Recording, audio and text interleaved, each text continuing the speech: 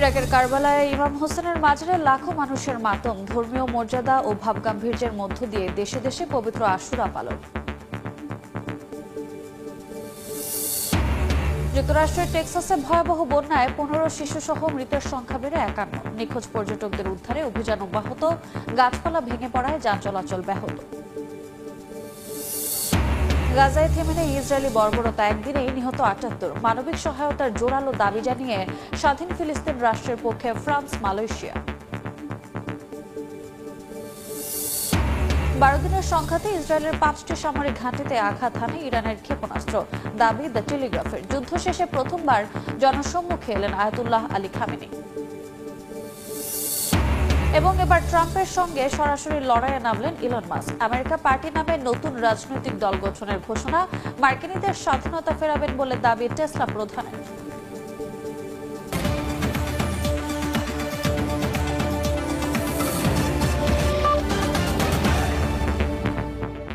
আন্তর্জাতিক সময়ের সঙ্গে আছি আমি রোজা চৌধুরী। দেশে দেশে যথাযথ ধর্মীয় মর্যাদা ও ভাবগাম্ভীর্যের মধ্য দিয়ে পালিত হচ্ছে পবিত্র আশুরা। ইরাকের কারবালায় ইমাম হোসেনের মাজারে ঢল নামে শিয়া মুসলমানদের। এছাড়া ইরান, পাকিস্তান সহ দেশে দেশে নিজস্ব ঐতিহ্য ও রীতিতে দিনটি স্মরণ করছেন লাখো মানুষ।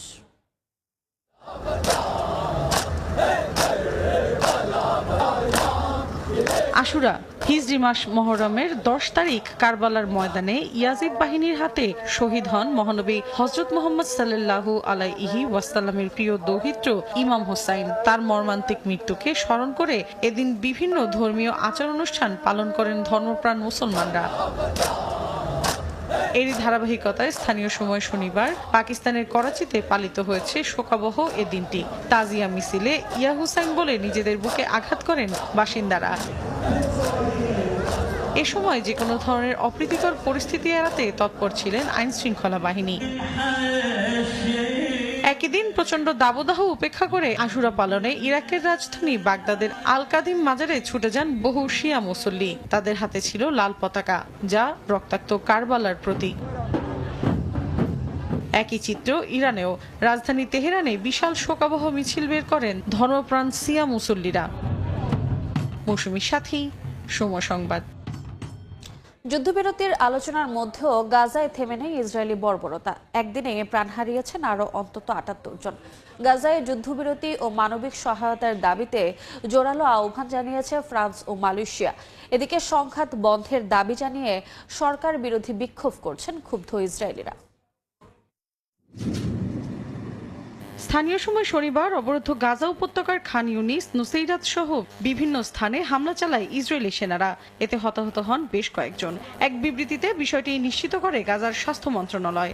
একই দিন গাজা হিউম্যানিটেরিয়ান ফাউন্ডেশন থেকে ত্রাণ সহায়তা নিতে গিয়েও প্রাণ হারান অনেকে। আহত হন 2 মার্কিন ত্রাণকর্মীও। এ ঘটনায় হামাসকে দায়ী করে ইসরায়েলের নগ্ন সমর্থন দেয়া যুক্তরাষ্ট্র। জাতিসংঘের বিশ্ব খাদ্য কর্মসূচি সংস্থা জানিয়েছে তারা গাজা উপত্যকায় খাদ্য সরবরাহ শুরু করেছে, তবে তা চাহিদার তুলনায় পর্যাপ্ত নয়। এ অবস্থায় উত্তর, দক্ষিণ ও কেন্দ্রীয় সীমান্ত পয়েন্ট দিয়ে প্রতিদিন অন্তত 100টি ত্রাণবাহী ট্রাক প্রবেশ করতে দিতে ইসরায়েলি কর্তৃপক্ষের প্রতি আহ্বান জানিয়েছে সংস্থাটি। তারা আরও জানায় 21 মে থেকে সীমান্ত খুলে দেওয়ার পর সীমিত পরিসরে ত্রাণ পাঠানো সম্ভব হয়েছে। তবুও এখন পর্যন্ত সরবরাহকৃত খাদ্য 20 লাখের বেশি মানুষের বেঁচে থাকার জন্য প্রয়োজনীয় পরিমাণের একটি ক্ষুদ্র অংশ মাত্র। গাজায় যুদ্ধবিরতি ও বন্দিমুক্তি চুক্তি নিয়ে আলোচনার জন্য একটি প্রতিনিধি দল কাতারে পাঠানোর সিদ্ধান্ত নিয়েছে ইসরায়েল। শীর্ষ এক ইসরায়েলি কর্মকর্তার বরাতে এ তথ্য জানিয়েছে ইসরায়েলের চ্যানেল 12। এদিকে অবিলম্বে গাজায় যুদ্ধবিরতি এবং মানবিক সহায়তার অবাধ প্রবেশাধিকার নিশ্চিত করার জোরালো দাবি জানিয়েছেন ফরাসি প্রেসিডেন্ট ইমানুয়েল ম্যাক্রো এবং মালয়েশিয়ার প্রধানমন্ত্রী আনোয়ার ইব্রাহিম। প্যারিসে এক যৌথ সংবাদ সম্মেলনে ফিলিস্তিনিদের জন্য একটি স্বাধীন রাষ্ট্র গঠনের পক্ষে মত দেন তারা। একই দিন নিজ দেশে আবারও তোপের মুখে পড়েন ইসরায়েলি প্রধানমন্ত্রী বিনিয়ামিন নেতানিয়াহু। সরকার বিরোধী বিক্ষোভে জনসমুদ্রে পরিণত হয় তেল আবিবের রাজপথ। স্লোগানে যুদ্ধবিরতির পাশাপাশি জিম্মি স্বজনদের ফিরিয়ে আনার জোর দাবি জানান তারা। নেতানিয়াহুর বিরুদ্ধে প্ল্যাকার্ড বহন করেন অনেকে। মৌসুমীর সাথী, সময় সংবাদ। প্যালেস্টাইন অ্যাকশনকে সন্ত্রাসী সংগঠন আখ্যা দিয়ে নিষিদ্ধ করায় বিক্ষোভে উত্তাল যুক্তরাজ্য। স্থানীয় সময় শনিবার লন্ডনের পার্লামেন্ট স্কয়ারের সামনে জড়ো হয়ে আন্দোলন করেন অনেকে। অন্যদিকে জার্মানির বার্লিনে ফিলিস্তিনিদের পক্ষে স্লোগান দেয় কয়েকজনকে আটক করে পুলিশ। ফিলিস্তিনিদের সমর্থনে স্লোগান দেয়ায় স্থানীয় সময় শনিবার জার্মানির বার্লিন থেকে এক আন্দোলনকারীর মুখ চেপে ধরে পুলিশ। এ সময় অনেকেই টেনে হিচড়ে মাটিতে ফেলে দেয় তারা। এ সময় গাজায় চলমান গণহত্যা অবিলম্বে বন্ধ করতে ইসরায়েলের ওপর চাপ বাড়াতে আন্তর্জাতিক সম্প্রদায়কে আহ্বান জানান আন্দোলনকারীরা। স্থানীয় সময় শনিবার এমনই দৃশ্য দেখা যায় লন্ডনের পার্লামেন্ট স্কয়ারের সামনে। এদিন বিক্ষোভে নামেন প্যালেস্টাইন অ্যাকশন সংগঠনটির সদস্যরা। সংগঠনটির প্রতিবাদ সহিংস ছিল না, তবে পুলিশ পৌঁছেই ধরপাকড় চালায়। এর কয়েক ঘন্টা আগেই যুক্তরাজ্যের সরকার প্যালেস্টাইন অ্যাকশনকে সন্ত্রাসী সংগঠন হিসেবে নিষিদ্ধ ঘোষণা করে, যা মধ্যরাত থেকে কার্যকর হয়। শুক্রবার রাতে এই নিষেধাজ্ঞা ঠেকাতে শেষ মুহূর্তের আদালত লড়াইয়ে হেরে যায় সংগঠনটি। ব্রিটেনের সন্ত্রাস বিরোধী আইন অনুযায়ী প্যালেস্টাইন অ্যাকশন এখন একটি নিষিদ্ধ সংগঠন। পুলিশ জানায় নিষিদ্ধ সংগঠনের পক্ষে অবস্থান নিলে বা সদস্য হলে 14 বছরের কারাদণ্ড হতে পারে। প্যালেস্টাইন অ্যাকশনের বিরুদ্ধে অভিযোগ, তারা 20 জুন অক্সফোর্ডশায়ারের একটি ঘাঁটিতে প্রবেশ করে 2টি যুদ্ধবিমানে লাল রং ছোড়ে এবং রেঞ্চ দিয়ে আঘাত করে। আন্দোলন হয়েছে সুইডেনের রাজধানী স্টকহোমেও। গণহত্যা বন্ধ করো এ স্লোগানে রাস্তায় নামেন ফিলিস্তিনের সমর্থকরা। প্রতীকী শিশু পুতুল আর প্রধানমন্ত্রী ক্রিস্টারসনের নীরব ভূমিকার কথা তুলে ক্ষোভ জানান বিক্ষোভকারীরা। মৌসুমী সাথী, সময় সংবাদ। সাম্প্রতিক যুদ্ধে ইরানের ক্ষেপণাস্ত্র ইসরায়েলের অন্তত 5টি সামরিক ঘাঁটিতে সরাসরি আঘাত হেনেছে। স্যাটেলাইট রাডার তথ্যের ভিত্তিতে চাঞ্চল্যকর এ দাবি করেছে যুক্তরাজ্যের সংবাদ মাধ্যম দ্য টেলিগ্রাফ। পাশাপাশি আরও 36টি স্থানে ইরানি ক্ষেপণাস্ত্রের আঘাত হানার তথ্য পাওয়া গেছে। তবে এ বিষয়ে কোনো ধরনের মন্তব্য করতে অস্বীকৃতি জানিয়েছে ইসরায়েলের সামরিক বাহিনী IDF। বিশেষজ্ঞদের ধারণা, সরকারিভাবে ইসরায়েল যুদ্ধের ক্ষয়ক্ষতির যে চিত্র তুলে ধরছে, প্রকৃত অবস্থা তার চেয়ে অনেক বেশি হতে পারে। গত 24 জুন ইরান ইসরায়েল যুদ্ধবিরতি হলেও প্রায় প্রতিদিনই আন্তর্জাতিক গণমাধ্যমের শিরোনামে উঠে আসছে মধ্যপ্রাচ্যের ইরানের ক্ষেপণাস্ত্র ইসরায়েলের অন্তত 5টি সামরিক ঘাঁটিতে সরাসরি আঘাত এনেছে বলে দাবি করেছে যুক্তরাজ্যের সংবাদ মাধ্যম দ্য টেলিগ্রাফ। পাশাপাশি আরও 36টি স্থানে ইরানি ক্ষেপণাস্ত্রের আঘাত হানার তথ্য পাওয়া গেছে, যা দেশটির আকাশ প্রতিরক্ষা ব্যবস্থা ভেদ করে আবাসিক ও শিল্প কাঠামোতে উল্লেখযোগ্য ক্ষতি সাধন করেছে। স্যাটেলাইট রাডার তথ্যের ভিত্তিতে চাঞ্চল্যকর এ দাবি করেছে সংবাদ মাধ্যমটি। যদিও এসব হামলার ঘটনা ইসরায়েল সরকার এখন পর্যন্ত আনুষ্ঠানিকভাবে স্বীকার করেনি। এছাড়া সামরিক বাহিনীর কড়া বিধিনিষেধের কারণে ইসরায়েলি কোনো সংবাদ মাধ্যম এ নিয়ে খবর প্রকাশ করতে পারেনি। রাডার চিত্রগুলো বিশ্লেষণ করে দেখেছেন যুক্তরাষ্ট্রের ওরেগন স্টেট ইউনিভার্সিটির একদল গবেষক। স্যাটেলাইট রাডারের তথ্য বিশ্লেষণ করে যুদ্ধক্ষেত্রে বোমার ক্ষয়ক্ষতি শনাক্তে পারদর্শী এ গবেষকরাই বিষয়টি টেলিগ্রাফকে জানান। তথ্য অনুযায়ী উত্তর, দক্ষিণ এবং মধ্য ইসরায়েলের বিভিন্ন এলাকার সামরিক স্থাপনায় ইরানের 6টি ক্ষেপণাস্ত্র আঘাত হানে। এর মধ্যে একটি বড় বিমান ঘাঁটি, একটি গোয়েন্দা তথ্য সংগ্রহ কেন্দ্র এবং একটি লজিস্টিক ঘাঁটি রয়েছে। বিশেষজ্ঞদের ধারণা, সরকারিভাবে ইসরায়েল যুদ্ধের ক্ষয়ক্ষতির যে চিত্র তুলে ধরেছে, প্রকৃত অবস্থা তার চেয়ে অনেক বেশি হতে পারে।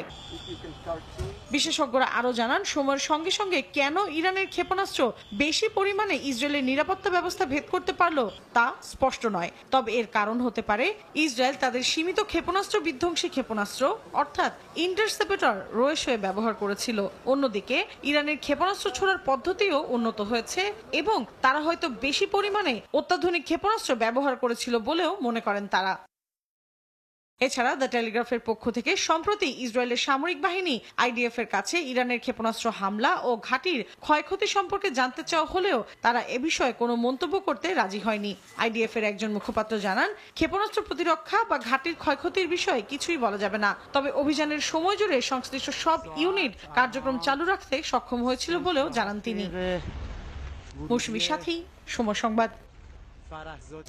এদিকে ইসরায়েলের সঙ্গে যুদ্ধবিরতির পর প্রথমবারের মতো জনসমক্ষে এলেন ইরানের সর্বোচ্চ ধর্মীয় নেতা আয়াতুল্লাহ আলী খামেনি। স্থানীয় সময় শনিবার পবিত্র আশুরা উপলক্ষে আয়োজিত এক ধর্মীয় অনুষ্ঠানে অংশ নেন তিনি। রাষ্ট্রীয় টেলিভিশনে প্রচারিত ভিডিওটিতে দেখা যায়, অনুষ্ঠানে উপস্থিত জনতা খামেনির প্রবেশের সময় স্লোগান দিয়েছেন। নিরাপত্তাজনিত কারণে গত 13 জুন যুদ্ধ শুরুর পর থেকে প্রকাশ্যে আসেননি দেশটির সর্বোচ্চ ধর্মীয় নেতা। জাতির উদ্দেশ্যে ভাষণ দিয়েছেন পূর্বে ধারণ করা বার্তা দিয়ে।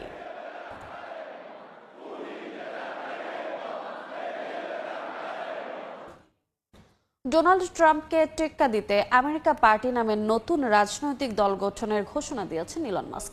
সামাজিক যোগাযোগ মাধ্যম এক্সে দেয়া এক পোস্টে মাস্ক বলেন, মার্কিনদের স্বাধীনতা ফিরিয়ে দিতেই দলটির জন্ম হলো। এ বিষয়ে এখনও কোনো প্রতিক্রিয়া জানাননি মার্কিন প্রেসিডেন্ট। বিশেষজ্ঞরা বলছেন, নতুন রাজনৈতিক দল গঠনের মধ্য দিয়ে ট্রাম্প মাস্ক বিরোধ আরও বাড়বে। ট্রাম্পের নির্বাচনী প্রচারণার সময় বড় অঙ্কের অর্থ দিয়েছিলেন ধনকুবের ইলন মাস্ক। নতুন মার্কিন প্রশাসনে সরকারি দক্ষতা বিভাগের প্রধান হিসেবেও কাজ করেছিলেন। কিন্তু ট্রাম্পের নতুন ব্যয় পরিকল্পনা নিয়ে মাস্কের সঙ্গে তার মতবিরোধ সৃষ্টি হয়। এর জেরে পদত্যাগ করেন মাস্ক। বিলটি আইনে পরিণত করে নতুন রাজনৈতিক দল গঠন করবেন বলেও ঘোষণা দিয়েছিলেন। বিল পাশের পর এবার সত্যিই দল গঠন করলেন ইলন মাস্ক। নতুন রাজনৈতিক দলের বিষয়ে শনিবার সামাজিক যোগাযোগ মাধ্যম এক্সে পোস্ট দিয়ে জানান টেসলা প্রধান। দলটির নাম দিয়েছেন আমেরিকা পার্টি। পোস্টে মাস্ক লেখেন, মার্কিন নাগরিকদের স্বাধীনতা ফিরিয়ে দিতে আমেরিকা পার্টির জন্ম হলো। তবে মাস্কের এমন ঘোষণার পর মার্কিন প্রেসিডেন্ট ডোনাল্ড ট্রাম্প বা হোয়াইট হাউসের পক্ষ থেকে তাৎক্ষণিক কোনো প্রতিক্রিয়া জানানো হয়নি। যুক্তরাষ্ট্রের নতুন রাজনৈতিক দল দরকার কিনা সম্প্রতি এমন একটি জরিপ চালান মাস্ক। এক্সে চালানো ওই জরিপে প্রায় 12 লাখ ভোট পড়ে, যার 2/3 নতুন দল চেয়েছে বলে জানান তিনি। বিশেষজ্ঞরা বলছেন, মাস্কের নতুন রাজনৈতিক দল গঠনের মধ্য দিয়ে ট্রাম্পের সঙ্গে তার বিরোধ নতুন মাত্রা পেয়েছে। মার্কিন রাজনীতিতে আমেরিকা পার্টির প্রভাব কেমন হবে তা এখনই বলা যাচ্ছে না। তবে অনেকেই মনে করছেন দলটি 2026 সালে আসন্ন কংগ্রেস নির্বাচনে রিপাবলিকান পার্টির সংখ্যাগরিষ্ঠতা ধরে রাখার ক্ষেত্রে বড় চ্যালেঞ্জ হয়ে দেখা দিতে পারে। মৌসুমী সাথী, সময় সংবাদ। প্রেসিডেন্ট ডোনাল্ড ট্রাম্পের শুল্ক নীতির কারণে বিপাকে খোদ মার্কিন অর্থনীতি। বর্তমান শুল্ক হার বহাল থাকলে দেশটির বিভিন্ন বেসরকারি প্রতিষ্ঠান বিপুল আর্থিক ক্ষতির সম্মুখীন হবে বলে পূর্বাভাস দিয়েছে জেপি মর্গান চেজ ইনস্টিটিউট। এতে আরও বাড়তে পারে কর্মী ছাঁটাই, সঙ্গে রয়েছে বিনিয়োগ কমার শঙ্কাও। মার্কিন প্রেসিডেন্ট ডোনাল্ড ট্রাম্প দ্বিতীয় দফায় হোয়াইট হাউসে মসনদে বসার পর থেকে নির্বাচনী প্রতিশ্রুতি অনুযায়ী একের পর এক দেশের ওপর করছেন শুল্কারোপ। এতে বিপাকে পড়েছে বিভিন্ন দেশের বাণিজ্য। তবে এই শুল্কারোপের সরাসরি প্রভাব পড়ছে মার্কিন অর্থনীতিতেই। অস্থিরতা দেখা দিয়েছে চাকরির বাজারে, ভাটা পড়েছে বিনিয়োগে, কমেছে ভোক্তা ব্যয়। মার্কিন অর্থনীতি চাঙ্গা করার জন্য শুল্কারোপ করা হলেও পরিস্থিতি ঠিক তার উল্টো। বিবিসির তথ্য বলছে, শুধুমাত্র এপ্রিল থেকে মে মাসে খুচরা বিক্রির হার কমেছে প্রায় 0.9%। সাম্প্রতিক সময়ে দেশটিতে বেড়েছে বেকারত্বের হার। বেশ কয়েকটি প্রতিষ্ঠানে বিপুল সংখ্যক কর্মী ছাঁটাইয়ের কারণে এই হার ঠেকেছে 4.2%। বিশ্লেষকরা বলছেন, বর্তমান শুল্ক হার অব্যাহত থাকলে প্রতিষ্ঠানগুলোয় বাড়বে কর্মী প্রতি খরচ। বিনিয়োগকারীদের শঙ্কা, ট্রাম্প যদি নতুন করে প্রত্যাশার চেয়ে বেশি শুল্ক আরোপ করেন তবে বড় ধাক্কা লাগবে মার্কিন বাজারে। এদিকে 1 থেকে 100 কোটি ডলারের বার্ষিক আয় রয়েছে এমন প্রতিষ্ঠানের তথ্য বিশ্লেষণ করে জেপি মর্গান চেজ ইনস্টিটিউট পূর্বাভাস দিয়েছে, ট্রাম্পের শুল্ক নীতির কারণে মাঝারি আকারের মার্কিন কোম্পানিগুলো 8,230 কোটি ডলারের ক্ষতির সম্মুখীন হতে পারে। বিশ্লেষণ অনুযায়ী কোম্পানিগুলো বিশেষ করে চীন, ভারত ও থাইল্যান্ড থেকে আমদানির ওপর ব্যাপকভাবে নির্ভরশীল। তাই ট্রাম্পের শুল্ক নীতি পরিকল্পনায় খুচরা ও পাইকারি খাত সবচেয়ে বেশি ক্ষতির মুখে পড়বে বলে আশঙ্কা জেপি মর্গানের। অন্তরা সেন, সময় সংবাদ। আন্তর্জাতিক সময় আরও থাকছে। জার্মানিতে রেকর্ড হারে বেড়েছে আশ্রয় প্রার্থীর সংখ্যা। গেল বছর শরণার্থী ও সুরক্ষা পাওয়া মানুষের সংখ্যা পৌঁছেছে 33 লাখে। পরিস্থিতি নিয়ন্ত্রণে কঠোর অবস্থানে সরকার।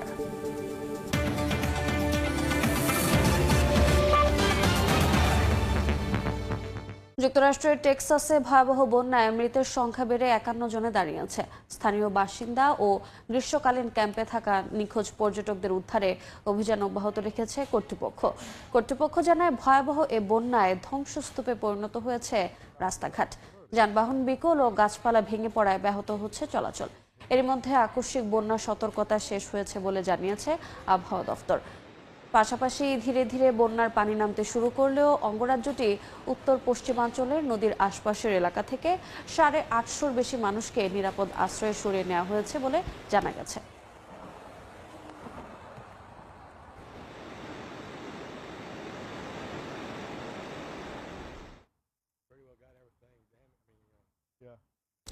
এদিকে ভারী বৃষ্টি ও বন্যায় বিপর্যস্ত চীনের গানসু ও ইউনান প্রদেশ। ভূমিধসে লণ্ডভণ্ড যোগাযোগ ব্যবস্থা, পানিবন্দী হয়ে পড়েছেন হাজারো মানুষ। অন্যদিকে রাশিয়ার সেন্ট পিটার্সবার্গে ভয়াবহ ঝড় আঘাত হেনেছে, এতে আহত হয়েছেন বেশ কয়েকজন। পানির স্রোতে ভেসে যাচ্ছে যানবাহন। টানা বৃষ্টিপাতে ভয়াবহ বন্যা ও ভূমিধস দেখা দিয়েছে চীনের গানসু ও ইউনান প্রদেশে। ইউনানের 70 মিলিমিটার এবং গানসুর লংনান ও তিয়ানশুই এলাকায় 268 মিলিমিটার পর্যন্ত বৃষ্টিপাত রেকর্ড করা হয়েছে। বন্ধ হয়ে গেছে অন্তত 11টি সড়ক। পানিবন্দী হাজারো মানুষ। তাদের উদ্ধারে কাজ করছে উদ্ধারকারী দল। পরিস্থিতির আরও অবনতি হতে পারে এমন আশঙ্কায় বেশ কিছু এলাকা থেকে স্থানীয়দের নিরাপদ স্থানে সরে যাওয়ার নির্দেশ দিয়েছে আবহাওয়া বিভাগ। জারি করা হয়েছে রেড অ্যালার্ট। বন্যায় কৃষিখাতে প্রায় 2.8 ট্রিলিয়ন ক্ষতির আশঙ্কা করছে সংশ্লিষ্টরা। এদিকে রাশিয়ার সেন্ট পিটার্সবার্গে ভয়াবহ ঝড়ে আহত হয়েছেন কয়েকজন। ক্ষতিগ্রস্ত হয়েছে গাড়ি ও বাড়িঘর। বাতাসের গতিবেগ ছিল ঘন্টায় প্রায় 90 কিলোমিটার। নেভা নদীর পানি 1.8 মিটার বেড়ে যাওয়ায় চালু করা হয় বন্যা প্রতিরোধ ব্যবস্থা। উপড়ে গেছে শতাধিক গাছ। বন্ধ করে দেওয়া হয়েছে পার্ক, জাদুঘর সহ সব ধরনের জনসমাগম স্থল। রাইসা জান্নাত, সময়। জার্মানিতে আশ্রয় প্রার্থীর সংখ্যা বাড়ছে রেকর্ড হারে। 2024 সালে দেশটিতে স্বীকৃত শরণার্থী ও সুরক্ষা পাওয়া মানুষের সংখ্যা পৌঁছেছে 33 লাখে, যা মোট জনসংখ্যার 4.1%। ইনফো মাইগ্রেন্টসের করা এক প্রতিবেদনে বলা হয়েছে, জার্মানির প্রতি 25 জনে একজন এখন শরণার্থী। এই বাস্তবতায় আশ্রয় নীতিতে কঠোর অবস্থানে যাচ্ছে নতুন সরকার। ইউরোপের সবচেয়ে জনবহুল দেশগুলোর মধ্যে অন্যতম জার্মানি। সম্প্রতি ইনফো মাইগ্রেন্টসের করা এক প্রতিবেদনে বলা হয়, দেশটির প্রতি 25 জনে এখন একজন স্বীকৃত শরণার্থী। 2024 সালে দেশটিতে আশ্রয় প্রার্থী ও আন্তর্জাতিক সুরক্ষা পাওয়া মানুষের সংখ্যা দাঁড়িয়েছে 33 লাখে, যা আগের বছরের তুলনায় 1 লাখের বেশি। ইউক্রেন, সিরিয়া, আফগানিস্তান ও আফ্রিকার দেশগুলো থেকে পালিয়ে আসা মানুষরাই এই সংখ্যার বড় অংশ। জনসংখ্যায় 4.1% প্রবৃদ্ধি এনে দিয়েছে এই শরণার্থীর ঢল, যার চাপ সামলাতে নতুন সরকার নিচ্ছে কড়া পদক্ষেপ। জার্মানিতে অবস্থানরত শরণার্থীদের গড় বয়স মাত্র 32 বছর, যা জার্মানদের গড় বয়স 45 বছরের তুলনায় অনেক কম। নারী শরণার্থীর হার 45%-এর বেশি এবং ইউক্রেনীয়দের ক্ষেত্রে এটি 60% পর্যন্ত। 18 বছরের নিচে শিশু কিশোরের সংখ্যা প্রায় 25%। ফলে এই তরুণ জনগোষ্ঠী শরণার্থী কাঠামোতে ভিন্ন মাত্রা যোগ করছে। এমন পরিস্থিতিতে নতুন চ্যান্সেলর ফ্রেডরিক মার্শ আশ্রয় নীতিতে বড় ধরনের পরিবর্তন ঘোষণা দিয়েছেন। প্রতিবেশী 9টি দেশের সীমান্তে নজরদারি বাড়িয়ে অনেক শরণার্থীকে ফিরিয়ে দেওয়া হচ্ছে। পাশাপাশি পারিবারিক পুনর্মিলনের অধিকারও স্থগিত করা হয়েছে, বিশেষ করে অস্থায়ী সুরক্ষা পাওয়া শরণার্থীদের ক্ষেত্রে। সমালোচকদের মতে এতে মানবিক সংকট আরও গভীর হতে পারে। সরকারের লক্ষ্য প্রতি বছর আশ্রয় প্রার্থীর সংখ্যা 1 লাখের নিচে নামিয়ে আনা। যদিও 2023 ও 24 সালে এই সংখ্যা ছিল 6 লাখের বেশি। বর্তমান স্বরাষ্ট্রমন্ত্রী বলছেন, আশ্রয় প্রার্থীর সংখ্যা কমিয়ে নিয়মিত অভিবাসনের পথ সুসংহত করতে হবে, কেননা জার্মানির অর্থনীতিতে এখনও বিদেশি দক্ষ শ্রমিকের চাহিদা ব্যাপক। ইয়াসিন মোহাম্মদ জিসান, সময় সংবাদ। Thai Aluminium. The better is now the best. এক যুগেরও বেশি সময়ের গৃহযুদ্ধের পর অবশেষে সিরিয়ার সঙ্গে কূটনৈতিক সম্পর্ক পুনরায় স্থাপন করছে যুক্তরাজ্য। ব্রিটেনের পররাষ্ট্রমন্ত্রী ডেভিড ল্যামি সিরিয়ার রাজধানী দামেস্ক সফরের পর এই ঘোষণা দেওয়া হয়েছে। এতে সম্পর্ক পুনঃস্থাপনের পাশাপাশি সিরিয়াকে 12.90 লাখ মার্কিন ডলার সহায়তার প্রতিশ্রুতিও দিয়েছে যুক্তরাজ্য। স্থানীয় সময় শনিবার সিরিয়ায় ঐতিহাসিক এক সফরে যান ব্রিটেনের পররাষ্ট্রমন্ত্রী ডেভিড ল্যামি।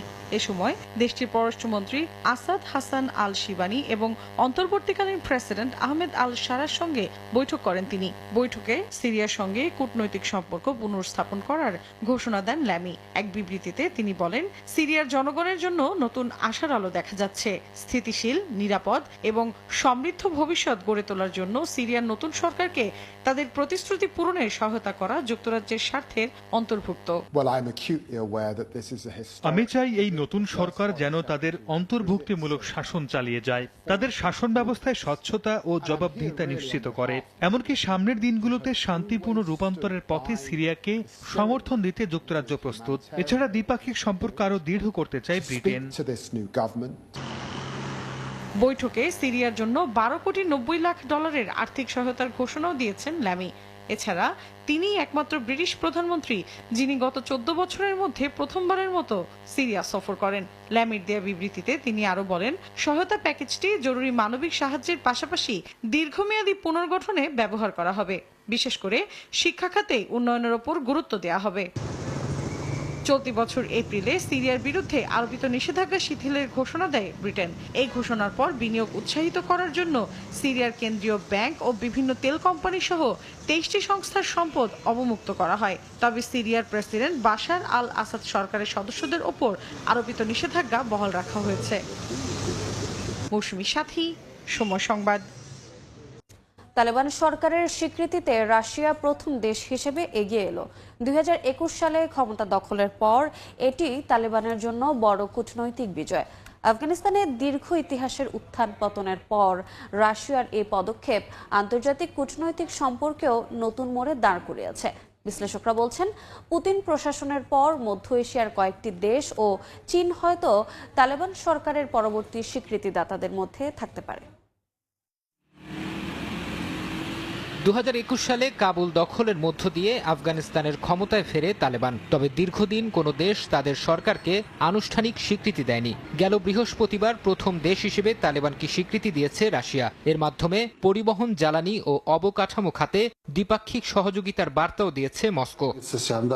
রুশ রাষ্ট্রদূতের সঙ্গে সাক্ষাতে তালেবান পররাষ্ট্রমন্ত্রী আমির খান মুত্তাকিকে এই সিদ্ধান্ত জানানো হয়। এক্সে দেয়া পোস্টে ভিডিও বার্তায় মুত্তাকি বলেন, এটি অন্যদের জন্য উদাহরণ হবে। এক দশক আগে যেসব দেশ তালেবানকে সন্ত্রাসী সংগঠন বলতো, তারাই এখন নতুন সম্পর্ক গড়ার আগ্রহ দেখাচ্ছে। মুত্তাকি আরো বলেন, এটাই প্রমাণ করে তালেবানের অবস্থান বিশ্বের কাছে কতটা বদলে গেছে।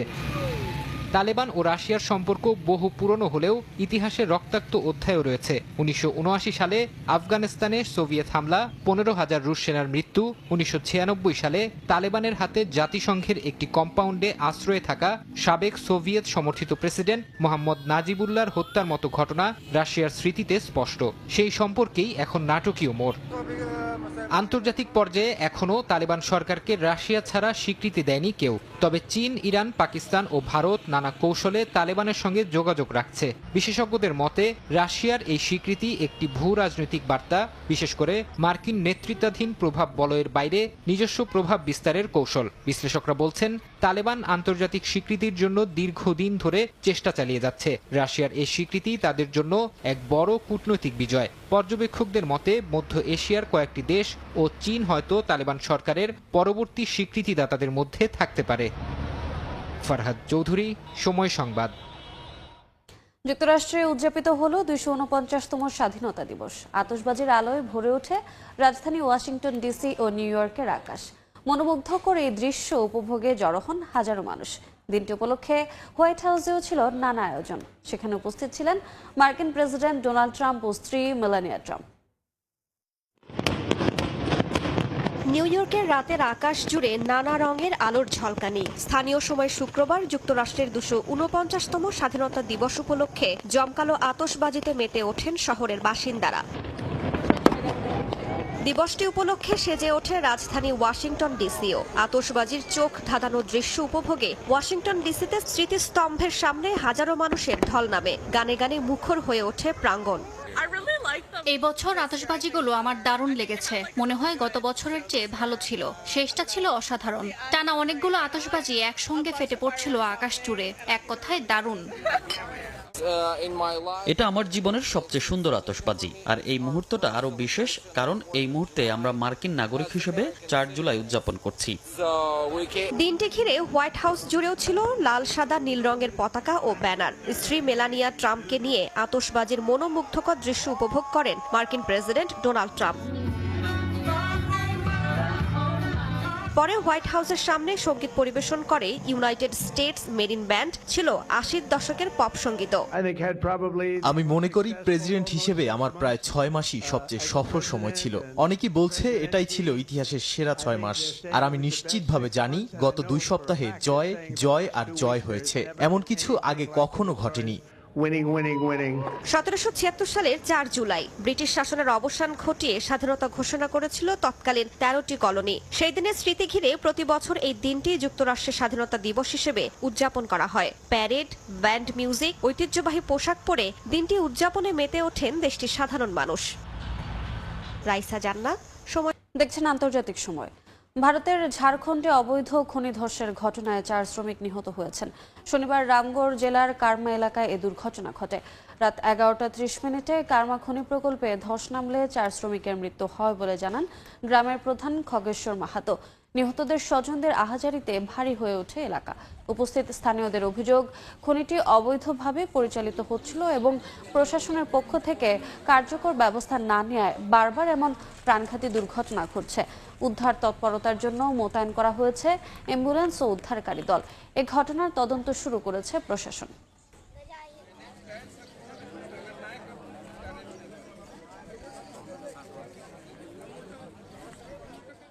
পাকিস্তানের মুজাফফরগড়ে যাত্রীবাহী বাস ও ট্রেলারের সংঘর্ষে নিহত হয়েছেন অন্তত 6 জন, আহত হয়েছেন 18 যাত্রী। স্থানীয় সময় শনিবার লঙ্গর সরাই এলাকায় এ দুর্ঘটনা ঘটে। উদ্ধারকর্মীরা জানান নিহতদের মধ্যে নারী ও শিশু রয়েছে। বাসটি আলিপুর থেকে লাহোরের দিকে যাওয়ার পথে ট্রেলারের সঙ্গে সংঘর্ষ হয়। আহতদের মধ্যে কয়েকজনের অবস্থা আশঙ্কাজনক বলে জানা গেছে। দুর্ঘটনার কারণ জানতে তদন্ত শুরু করেছে কর্তৃপক্ষ।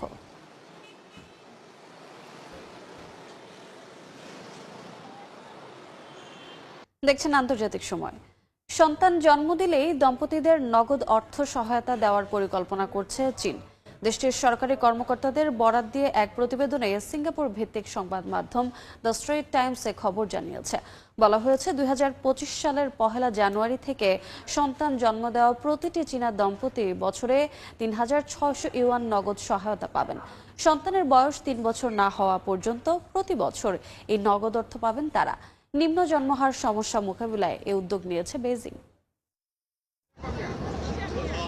একসময় বিশ্বের সবচেয়ে জনবহুল দেশ হিসেবে পরিচিত ছিল চীন, কিন্তু টানা 3 বছর ধরে জন্মহার হ্রাসের কারণে দেশটি এখন মানব সম্পদ সংকটে। তাই জন্মহার বাড়াতে নানা প্রণোদনার পথে হাঁটছে বেইজিং। চীনের সরকারি কর্মকর্তাদের বরাত দিয়ে এক প্রতিবেদনে সিঙ্গাপুর ভিত্তিক সংবাদ মাধ্যম দ্য স্ট্রেইট টাইমস জানিয়েছে 2025 সালের 1 জানুয়ারি থেকে সন্তান জন্ম দেওয়া প্রতিটি চীনা দম্পতিকে বছরে 3600 ইউয়ান বা বাংলাদেশি মুদ্রায় প্রায় 78,000 টাকা সহায়তা দেবে দেশটির সরকার।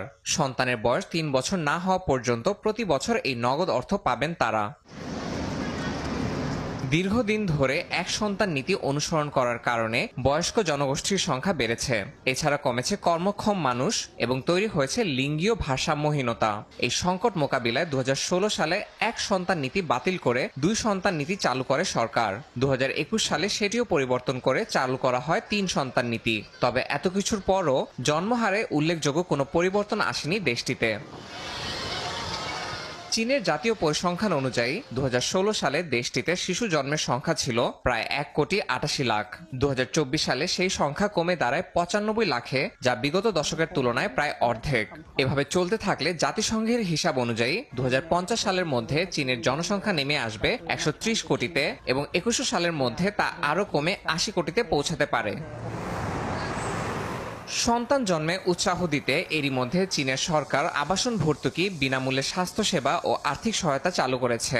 বিশ্লেষকদের মতে নগদ প্রণোদনার ঘোষণা জনসংখ্যা সংকট নিরসনে কতটা কার্যকর হবে তা নির্ভর করছে চীনা সমাজের অভ্যন্তরীণ মনোভাব এবং ভবিষ্যৎ নীতি নির্ধারণের ওপর। ইয়াসিন মোহাম্মদ জিসান, সময় সংবাদ। আন্তর্জাতিক বাজারে বিভিন্ন জাতের চালের দাম কমেছে, পড়তির দিকে চিনির বাজারও। তবে যোগান পর্যাপ্ত না থাকায় বেড়েছে দুগ্ধজাত পণ্য, মাংস ও ভোজ্য তেলের দাম। এর মধ্যে রেকর্ড সর্বোচ্চ দামে বিক্রি হচ্ছে মাংস ও মাখন। টিসিবির হিসেবে গেল জুন মাসে দেশের বাজারে কেজিতে 7 থেকে 8 টাকা পর্যন্ত বেড়েছে চালের দাম। মিনিকেট বিক্রি হচ্ছে 82 থেকে 85 টাকায়, 56 থেকে 7 টাকায় বিক্রি হচ্ছে প্রতি কেজি মোটা চাল। তবে দেশের বাজারের বিপরীত চিত্র বিশ্ববাজারে। জাতিসংঘের খাদ্য ও কৃষি সংস্থা বলছে, জুনে আন্তর্জাতিক বাজারে বাসমতি সহ বিভিন্ন জাতের চালের চাহিদা কমেছে। এতে দানাদার এই খাদ্যশস্যের দাম কমেছে 0.8%। পর্যাপ্ত সরবরাহ থাকায় নিম্নমুখী ভুট্টা, জোয়ার ও বার্লির বাজার মে মাসের তুলনায় জুনে দাম কমেছে 1.5%। তবে কিছুটা বেড়েছে গমের দর। এদিকে আবহাওয়া অনুকূলে থাকায় বাড়তে পারে চিনির উৎপাদন। এতেই টানা 4 মাসের ধারাবাহিকতায় জুনেও চিনির দাম কমেছে 5.2%। 2021 সালের এপ্রিলের পর আন্তর্জাতিক বাজারে চিনির দাম সর্বনিম্ন পর্যায়ে রয়েছে। তবে এফএও জানায় দুগ্ধজাত পণ্য, মাংস ও ভোজ্য তেলের বাড়তি দরের প্রভাবে মে মাসের তুলনায় জুনে বিশ্ববাজারে সার্বিকভাবে খাদ্যের দাম বেড়েছে 0.5%। বছর ব্যবধানে যা 5.8% বেশি। বিশ্বব্যাপী সয়া, রেপসিড ও পাম তেলের ঊর্ধ্বমুখী চাহিদায় ভোজ্য তেলের দাম বেড়েছে 2.3%। এর মধ্যে পাম তেলের দামই বেড়েছে প্রায় 5%। তবে ভালো ফলনের পূর্বাভাসে কমেছে সূর্যমুখী তেলের দর। এদিকে চাহিদার তুলনায় অপর্যাপ্ত সরবরাহের কারণে সব ধরনের মাংসের দাম 2.1% বেড়েছে। বর্তমানে তা সর্বকালের সর্বোচ্চ স্তরে রয়েছে বলে জানিয়েছে এফএও। চাহিদার বিপরীতে যোগান কম থাকায় জুনে দুগ্ধজাত পণ্যের দাম 0.5% বেড়েছে। এর মধ্যে মাখনের দাম 2.8% বেড়ে রেকর্ড উচ্চতায় উঠেছে। 3 মাস ধরে বাড়ছে পনিরের দামও। তবে চাহিদা কমে যাওয়ায় গুঁড়া দুধের দাম পড়েছে 2.3%। ইয়ানু শিফাত, সময় সংবাদ। আন্তর্জাতিক সময়। চীনের সাংহাইয়ে খুলে গেল বিশ্বের সবচেয়ে বড় লেগোল্যান্ড। 40 ডিগ্রি সেলসিয়াস তাপমাত্রার মধ্যেও হাজারো মানুষ ভিড় করছেন পার্কে। 8.50 কোটি লেগো ইট দিয়ে গড়া এই থিম পার্কটি হয়ে উঠেছে শিশুদের স্বপ্নপুরী।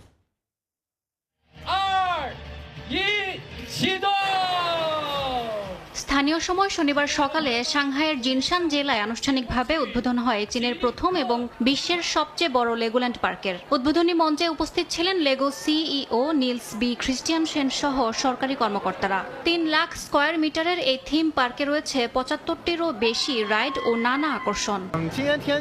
আজকে আবহাওয়া মোটামুটি ভালোই, হালকা বাতাস আছে। রোদ একটু বেশি হলেও পার্কের ভেতরে প্রচুর শীতাতপ নিয়ন্ত্রিত জায়গা আর পানির স্টেশন রয়েছে, তাই ঘোরাঘুরি করতে আরামই লাগছে। চরম গরম উপেক্ষা করে ছোট বড় সবাই হাজির হন লেগোল্যান্ডে। যদিও সাংহাই আবহাওয়া অফিস সতর্কতা জারি করে তাপমাত্রা 37 ডিগ্রি ছাড়িয়ে যাওয়ার আশঙ্কা জানায়, তবুও টিকিট ছিল হাউসফুল। দর্শকদের স্বাগত জানাতে কর্মীরা পানির বোতল বিতরণ করেন, কেউ কেউ পেলেন ফার্স্ট এইডও। পার্কে ছিল শিশুদের জন্য পানির ফোয়ারা, আইসক্রিম আর গিফট শপে রং বেরঙের লেগো খেলনা। থিম রাইড, ক্যারোসেল আর রোলার কোস্টারে ছিল দীর্ঘ লাইন। পার্কটি পরিচালনা করছে ব্রিটিশ কোম্পানির মার্লিন এন্টারটেইনমেন্টস ও সাংহাই জিনশান জেলার স্থানীয় প্রশাসন। ইয়াসমিন অনন্যা, সময় সংবাদ।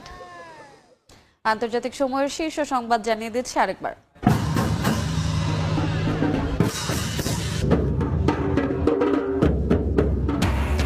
ইরাকের কারবালায় ইমাম হোসেনের মাজারে লাখো মানুষের মাতম, ধর্মীয় মর্যাদা ও ভাবগাম্ভীর্যের মধ্য দিয়ে দেশে দেশে পবিত্র আশুরা পালন।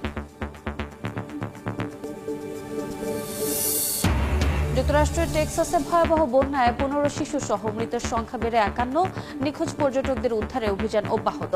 গাছপালা ভেঙে পড়ায় যান চলাচল ব্যাহত। এবং গাজায় থেমে নেই ইসরায়েলি বর্বরতা, একদিনে নিহত 78। মানবিক সহায়তার জোরালো দাবি জানিয়ে স্বাধীন ফিলিস্তিন রাষ্ট্রের পক্ষে ফ্রান্স, মালয়েশিয়া।